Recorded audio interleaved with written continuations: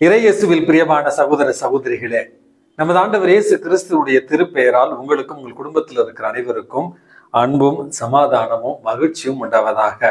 அன்பு மிக்கவர்களே, டிசம்பர் மாதம் 15ஆம் தேதி திருவருகை காலத்தினுடைய 3வது ஞாயிற்றுக்கிழமையை சிறப்பித்துக் கொண்டிருக்கிறது. அன்பு மிக்கவர்களே, இந்த திருவருகை காலத்தினுடைய 3வது ஞாயிற்றுக்கிழமை என்பது லவ்தேத்தே சண்டே அப்படின்னு சொல்வார்கள். மகிழ்ச்சியின் ஞாயிற்றுக்கிழமை, மகிழ்வுறும் ஞாயிற்றுக்கிழமை என்று இதை நம்ம அழைக்கிறோம்.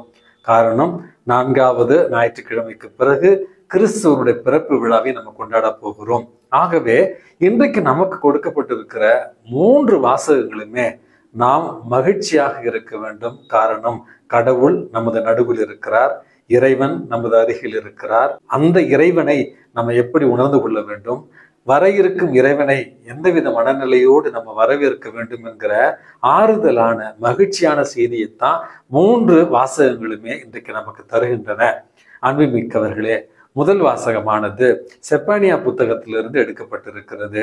மகளே சீயோன், எருசலேமே, இஸ்ரேலே, அகமகிழ்ந்து களிகூறு. காரணம், உன்னுடைய துயரத்தையும் உன்னுடைய அடிமை தலையையும் இறைவன் அகற்றிவிட்டார். இதோ இறைவன் உன்னுடைய நடுவில் இருக்கிறார், மாபெரும் வீரரை போல உன்னோடு இருக்கிறார், உன்னை மீட்க வல்ல மீட்பராக அவர் உன்னோடு இருக்கிறார். ஆகவே அகமகிழ்ந்து களிகூறு அப்படி என்று இறைவனுடைய பிரசன்னம் நமக்கு நடுவே இருக்கிறது என்கிற செய்தியைத்தான் முதல் வாசகம் தாங்கி வருகிறது.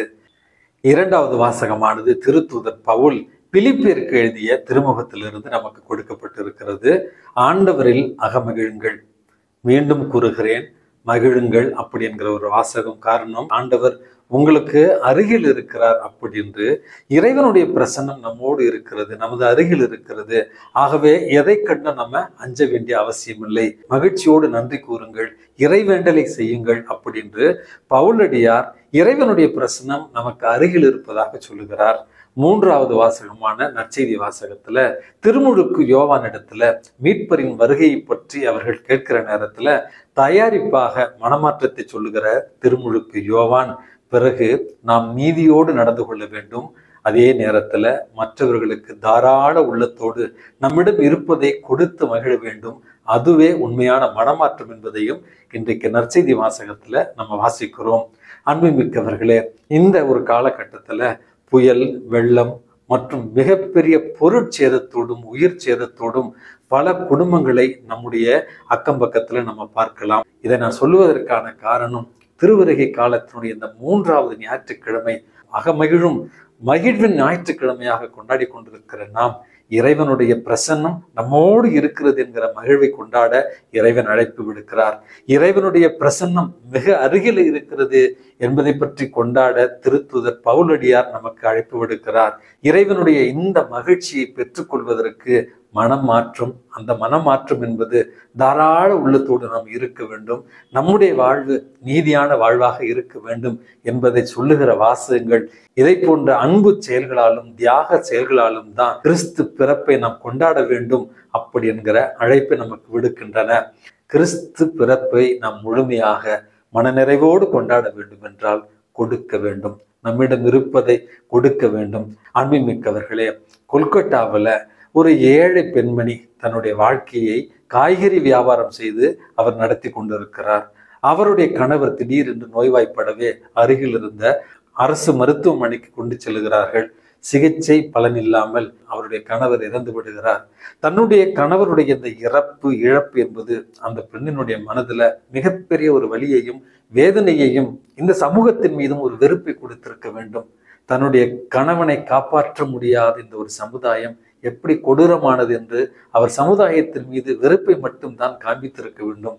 ஆனால் அந்த சுபாஷினி மிஸ்ரா என்று சொல்லப்படுகிற அந்த கணவனை இழந்த கைம்பெண் தனக்கு ஏற்பட்ட ஒரு நிலை யாருக்குமே ஏற்படக்கூடாது என்கிற ஒரே காரணத்திற்காக தன்னுடைய காய்கறி வியாபாரத்தில் வருகிற லாபத்தை கொஞ்சம் கொஞ்சமாக எடுத்து வைத்து தன்னுடைய 2 பிள்ளைகளையும் மருத்துவ படிப்பு படிக்க செய்து அவர் தன்னுடைய கணவனை இழந்த அதே கிராமத்துல ஒரு மருத்துவமனை கட்டி எழுப்பியிருக்கிறார். ஹியூமனிட்டி ஹாஸ்பிட்டல் என்று சொல்லப்படுகிற மனித நேய மருத்துவமனை என்பது இன்றைக்கு 3-4 ஏக்கர் சுற்றளவுல மிகப்பெரிய மருத்துவமனையாக இருக்கிறது.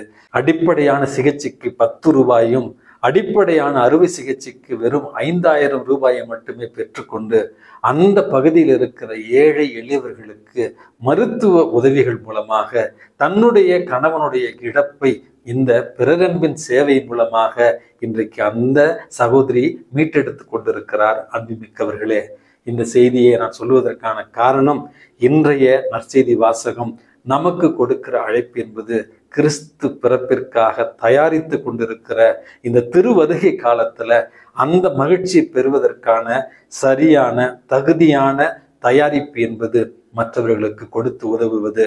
அன்புமிக்கவர்களே, உங்களால் உங்கள் குடும்பங்களுக்கு அருகில் இருக்கிற ஏழை எளியவர்களுக்கு மிகப்பெரிய அளவில் பண உதவி செய்ய முடியாவிட்டாலும் அங்கு இருக்கிற மக்களுக்கு ஏதாவது ஒரு வகையில உதவி செய்து கிறிஸ்து பிறப்பு விழாவிற்காக நம்மையும் நம்முடைய குடும்பத்தையும் தகுந்த முறையில் தயாரிக்க இறைவன் உங்களுக்கும் எனக்கும் அழைப்பு விடுக்கிறார். அழைப்பினை ஏற்று இறைவன் நம்முடைய மத்தியில் இருக்கிறார், இறைவன் நம்முடைய அருகில் இருக்கிறார். ஆகவே ஆர்ப்பரித்து அக்களித்து இறைவனில் மகிழ்ச்சி கூற வேண்டும் என்றால் பிறருக்கு உதவி செய்து கொடுப்பதில் இன்பத்தை பெற்று பிறருக்கு உதவி செய்து இயேசுவினுடைய பிறப்பிற்காக நம்மையும் நம்முடைய குடும்பங்களையும் தயார் செய்வோம். எல்லாம் வல்ல இறைவன் தந்தை, மகன், தூய ஆவி உங்களையும் உங்கள் குடும்பத்தில் இருக்கிற அனைவரையும் நிறைவாக ஆசிர்வதித்து பாதுகாத்து வழி நடத்துவாராக. ஆமேன்.